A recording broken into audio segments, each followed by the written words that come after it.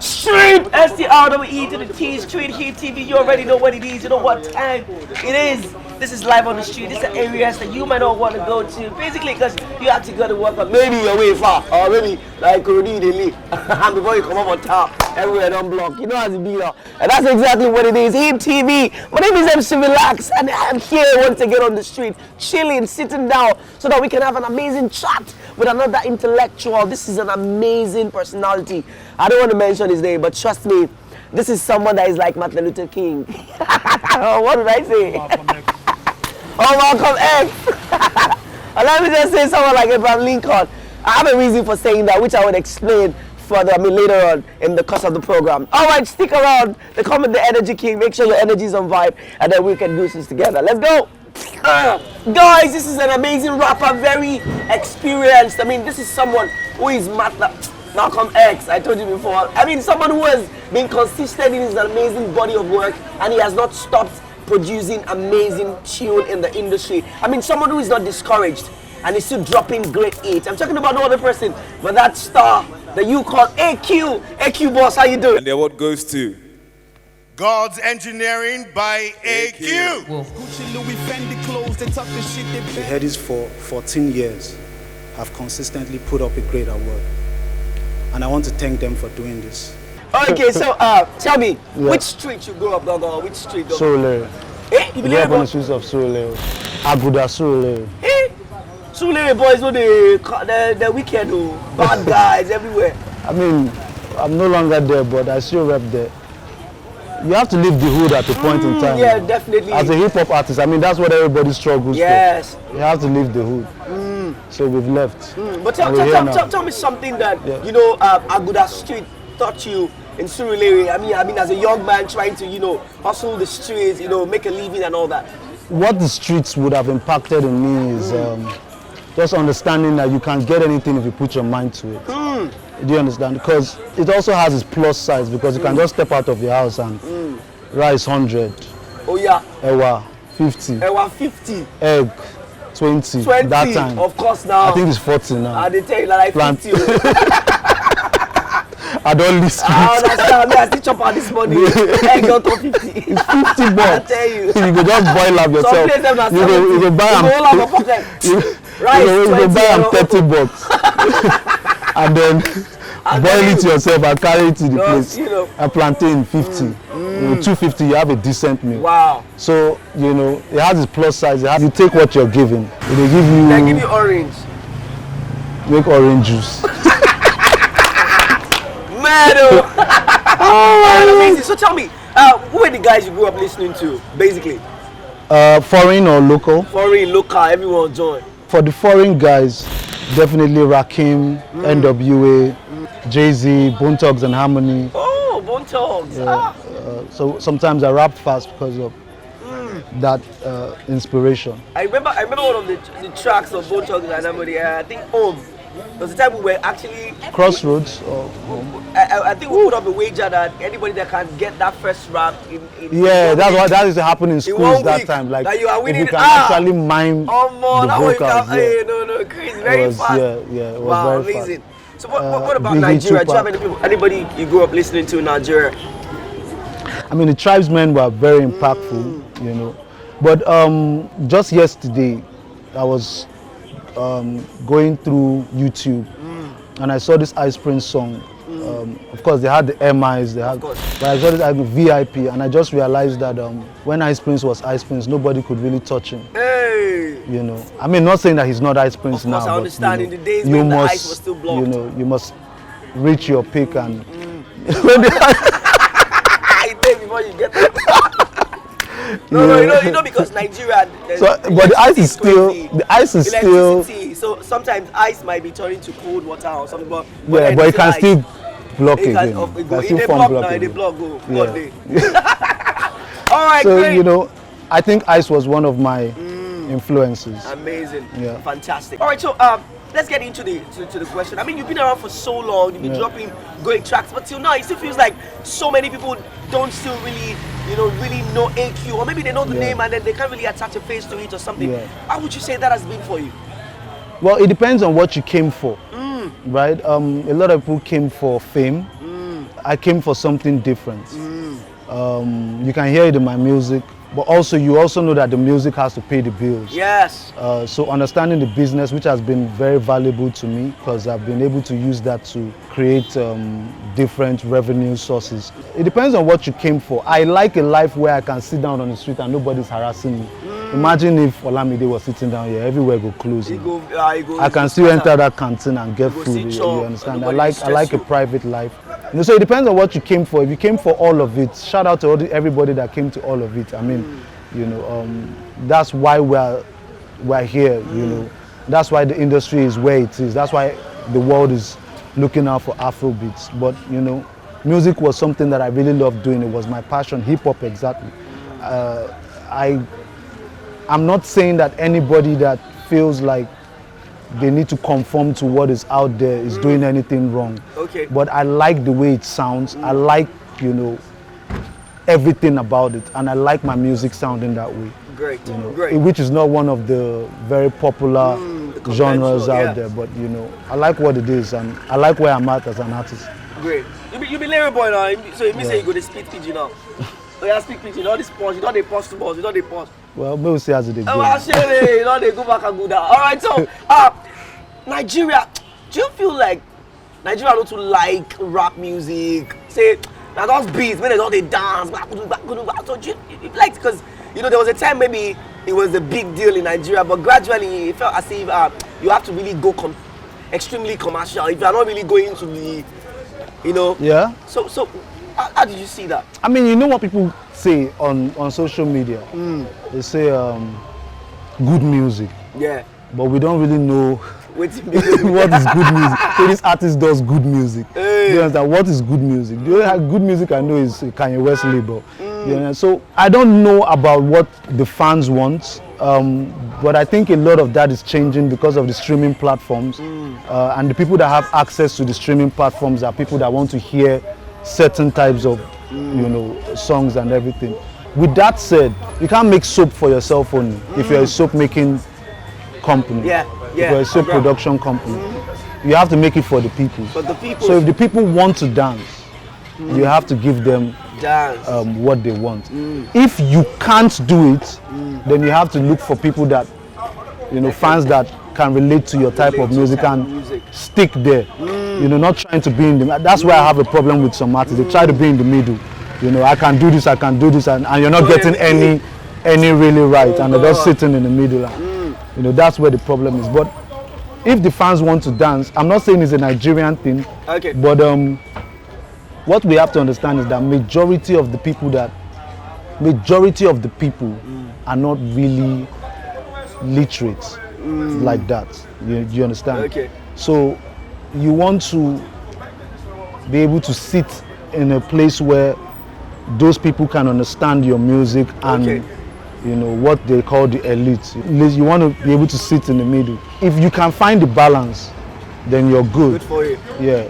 But if you can't find the balance, I suggest you just do what you're good at. But because majority are a certain type of way, it just feels like Nigerians like to listen to that kind of. It doesn't mean that other side also is not attended to. Yeah, it's I mean, right now, you can see that side is, you see artists like Thames, you see what they're doing. And I believe that they're making huge impact in whatever they do. The Alter Boys and all of that thing. Yeah. Amazing. The question will be in my mind right now, and I say, I was calling you Malcolm X the other time, I was calling you Martin Luther King, I was calling you Abraham Lincoln, because 6 times in a row, I mean, consecutively, simultaneously, the Headies Award, Nigeria's biggest and most prestigious awards, we've been nominating you back to back. Tell me, how was the whole journey for you? We went from, when you guys used to take like DV tapes. Okay.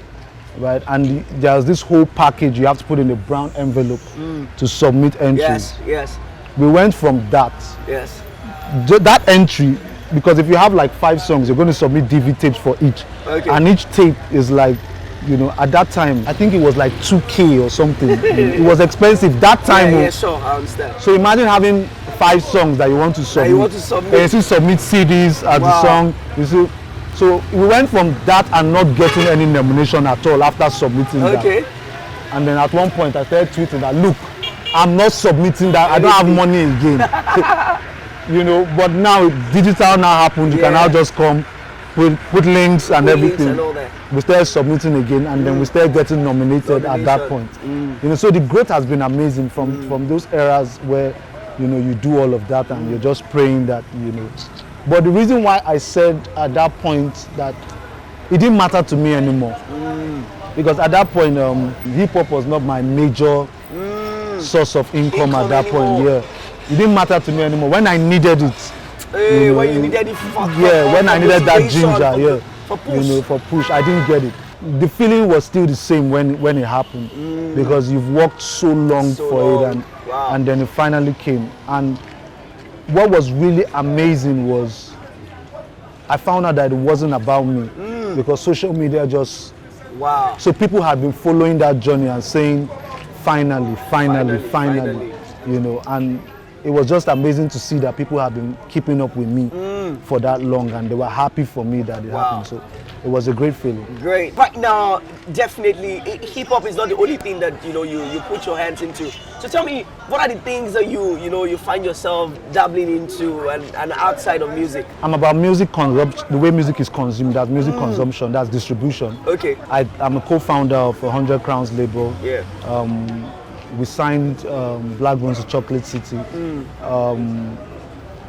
I have other private businesses that I can. But in the music business, we put together events. We had the coronation. I was part of the people that conceived the ideas of the ciphers, the Martel cipher. I mean, I can go on and on. We just concluded a Monsterverse. Making money. Yeah, we just concluded a Monsterverse activation. Oh, wow. Content acquisition, content creation, brand influencing. Wow. So there are some things that you have seen that you don't know I'm behind. You are the one that is Baba do give away now. No, I have this record that says give away. Give away? No. My family needs my income. Amazing. That was the record, joint project with MI. Oh, I mean, it's always like that, with hip hop people that they think before the ride. They are not just influenced by just the beat. They actually have a content they want to actually pass out there, and it's amazing. It is AQ. Yeah. And as we get to that right now, AQ, I really want you to do me a favor. I mean, you just said that you guys signed Blaq Bonez to, and that guy is the self-acclaimed best rapper in Africa. So tell me, why Blaq Bonez? What did you see that that made you make that decision? There's something I'll say. A lot of people want to step into the house clean. My interest is who sweeps the floor. So just going through everything I've been through, my journey, as an artist. I feel like my purpose in this music business is looking at somebody, an artist, and because I've gone through that, you don't have to. And Blaq Bonez was one of those artists that what people don't understand about him is that he had released a lot of projects that people didn't know about. Wow. Just like I had released a lot of body of work. Yeah, that people didn't know about. And just seeing that and understanding that he was a rapper that could do anything. I listened to his last tape before signing, Last Time Under. And funny enough, I just told this story not too long ago. Wow. And it was an amazing body of work.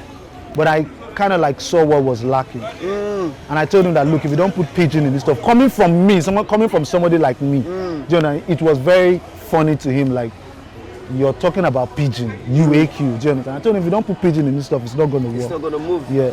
So I just saw that he could diversify, But apart from that, what really attracted me to Blaq Bonez was that I looked at him and I saw me. And just seeing that if he doesn't have somebody that can stand behind him, he's not going to fully tap into his potentials. Yeah. Amazing. I just saw that and great. I said, these are the things that you need to do. Basically, just follow me and I'll make you fishers of men. Hey! That's our Jesus Christ. We did not have mercy. I went to Unilag. Great. Vector went to Unilag. Greatest Akoka. Actually, we stayed on Akoka for like 9 years. Congrats. Akoka Street, Bako to be precise. 9 years. I didn't go to Unilag. You are just there. For what? We The all games. Akoka. I don't know what happened. I can't definitely tell you what happened. But somewhere along the line, that relationship was not, whatever it was, whatever relationship or whatever, wasn't really working. It wasn't working. You know how Burna Boy says it now? Yeah.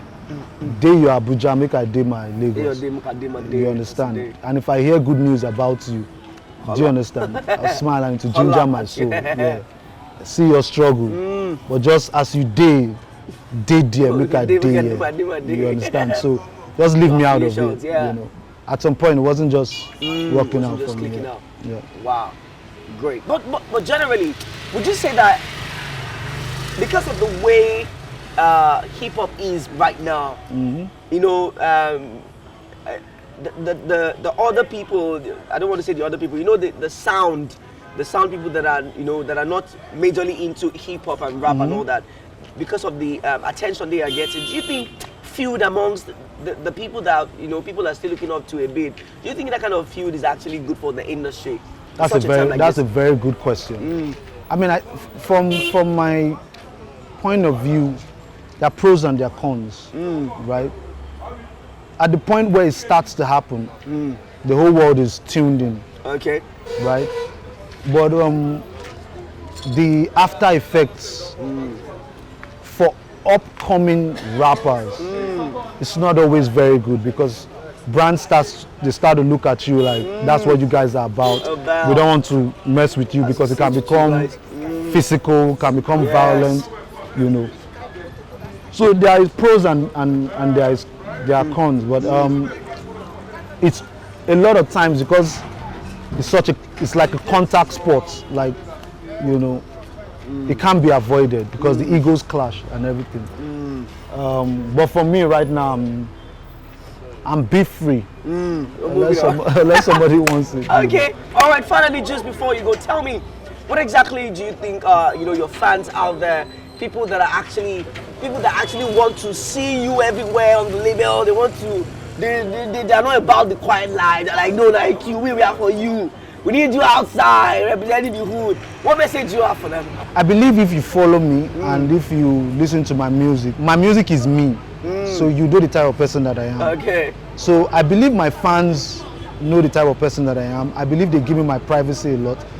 Make no mistake, I have one-on-one meetings with fans. Wow. If you really want to meet me and you have something for me, great. Like you're not just going to come here and say, I don't celebrate stan culture. Okay. Do you understand? Okay.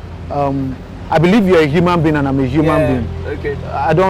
It's close to idol worshipping for me. Yeah, for you. Do you understand? Where I'm standing on a higher pedestal and, do you understand? That's not me. Okay. So if you have something to tell me, there are a lot of people that I've had one-on-one conversations with that have been going through mental health issues. They've been having mental health issues and they feel like I've said something in my music that have positively impacted them and everything, and they want to know more.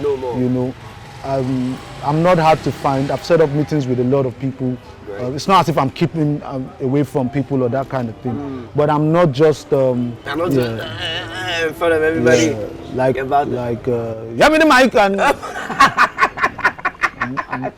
I'm not about that life. You know? Great. Yeah, I mean, it's been amazing talking to AQ on the streets of Lagos, ladies and gentlemen. And you know what it is? We need to go. Because you know, you need to shake your body, dance to some music that we are ready to play for you guys. So in case you didn't mean to come to your street, all you need to do is extremely simple.